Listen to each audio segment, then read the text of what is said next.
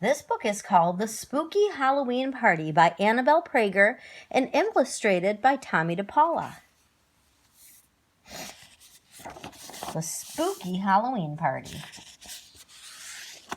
Chapter 1. Who, said Nicky. Why are you asking me who, said Albert. I'm not asking you who, said Nicky. I'm getting ready to scare everybody on Halloween. What are you doing on Halloween? Asked Albert. Didn't I tell you, said Nicky? I am going to have a spooky Halloween party at my new apartment. Everybody is going to be scared out of their wits. Like who, said Albert. Like you and Jan, my cousin Suzanne, and Morris, and Doris, and Dan, said Nicky. Getting scared on Halloween is for little kids, said Albert. Nothing is going to scare me. They stepped in front of Nicky's new apartment house. What are you going to be on Halloween, said Albert. I can't tell you, said Nicky. Nobody will know who anybody is till after we go trick-or-treating. It will be scarier that way. Nobody is going to scare me, said Albert. I will know who everybody is right away. That's what you think, called Nicky as he headed for his front door. Chapter 2. Albert went home to think of a good Halloween costume.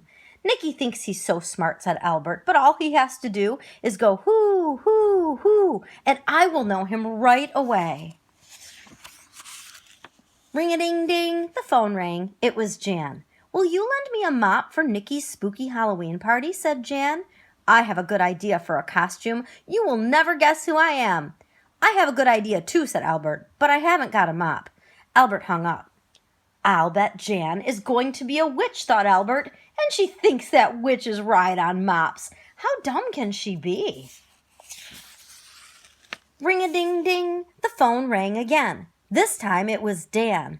Guess what, said Dan. Nicky invited me to his spooky Halloween party, and I am going to be a pirate. You are not supposed to tell what you are going to be, said Albert.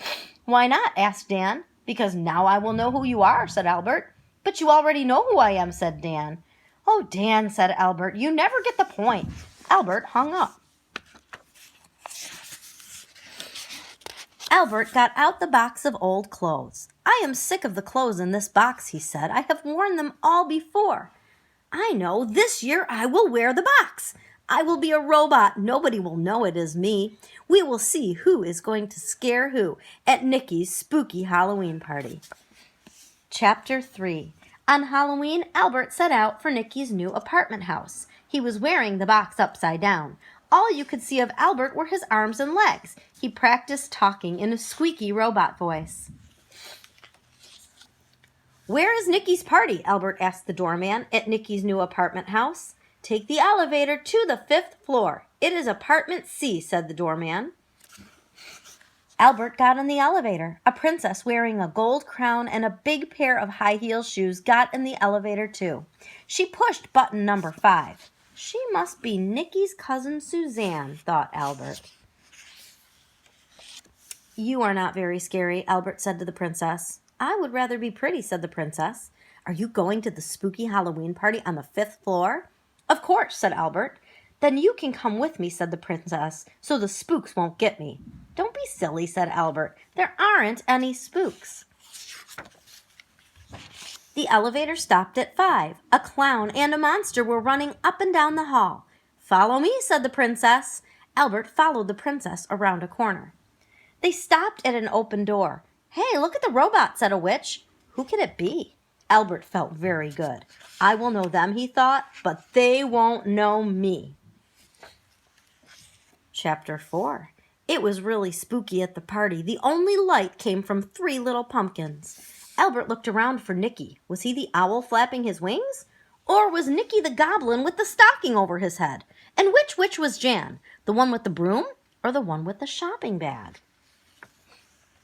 I know, thought Albert. The witch with the broom is Jan. Somebody must have told her that witches don't ride on mops. He went up to the witch and gave her broom a shake. Where is your mop? Said Albert in his squeaky robot voice. Go away or I will bite you, said the witch. What's the matter with Jan? Albert wondered. He went up to the other witch. You better watch out, she hissed in a witch's voice. The terrible spooks have cast a spell on everyone here. They have not, said Albert. Wait and see, hissed the witch. Albert went looking for Dan, but there were no little pirates anywhere. Albert felt a tap on his box. "It's me," said the princess, "and I'm scared." "I'm not," said Albert. Just then the goblin shouted, "Okay, you guys, time to trick or treat. Head for the stairs." That goblin sounds bossy, thought Albert, just like Nicky, and he thought he could fool me. Chapter 5. Everybody headed for the stairs. Albert tried to keep up with the goblin and the owl, but it was hard to run wearing a box, and the princess kept losing her high-heel shoes. So Albert and the princess had to ring doorbells together. By the time they reached the bottom floor, their bags were heavy with treats. Then Albert and the princess climbed back up the long, lonely stairs. Black shadows waited at every turn. Why, above them a door went bang! "Hoo, hoo, hoo," went a faraway voice. "Help, a spook!" yelled the princess.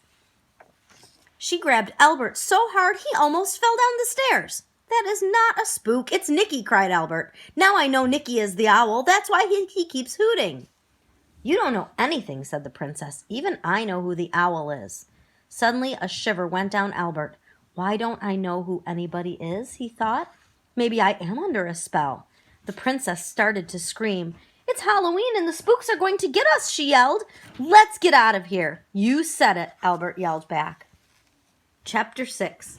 When Albert and the princess got back to the party, Albert's heart was going thump, thump, thump, thump. Everybody was waiting in the dark. "Take off your masks," said the bossy goblin. "I will turn on the lights." Albert felt better. Now he would see his friends. He looked around for Nicky. The owl was holding his mask in his hand. The owl was not Nicky. The goblin pulled the stocking off his head. The goblin was not Nicky either. And who were the witches? Albert had never seen either of them before. In fact, Albert had never seen anybody at the party before. Everyone stared at him. His heart started to thump again. His knees began to shake. "These really are spooks," said Albert. "Spooks have changed my friends into strangers." Chapter 7. Just then the doorbell rang. "Hoo, hoo, hoo," went a voice. "Trick or treat." The doorway was full of people. One was a little pirate, one was a clown with hair that looked like a mop, and one was a ghost with the light that went on and off. "Hoo, hoo, hoo," said the ghost. "Who can I scare?" "Look, there is Albert," shouted the little pirate. "Hey, Albert, why didn't you come to Nicky's Halloween party?" Albert was all mixed up. "I am at Nicky's Halloween party," he said, "aren't I?" "No, you are at my Halloween party," said the goblin. "This is apartment B. Nicky lives around the corner in apartment C." "So there aren't any spooks after all," said Albert. "I am just at the wrong party." Chapter 8. "Now you have to come to the right party," said the ghost in Nicky's bossy voice. "Everybody has to come to my party. I've got popcorn to eat and lots of spooky games to play." So the right party and the wrong party ended in a double Halloween party at Nicky's house in apartment C. They played Nicky's spooky games and screamed and yelled until their throats were sore. Finally, it was time to go home. "This was a super special Halloween, even though it was so scary," said the princess. "You are wrong," said Nicky. "This was a super special Halloween just because it was so scary." And everyone agreed, even Albert. The end.